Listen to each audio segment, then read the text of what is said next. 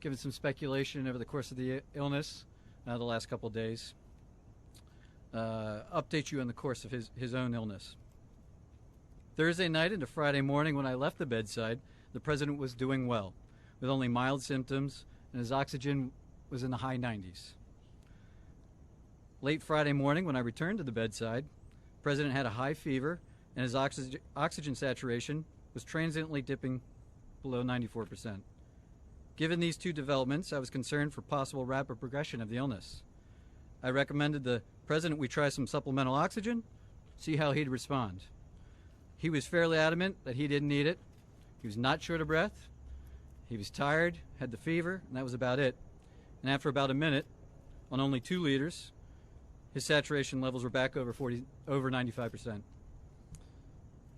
He stayed on that for about an hour, maybe, and it was off and gone. Later that day, by the time the team here was at the bedside, the president had been up out of bed, moving about the residence with only mild symptoms.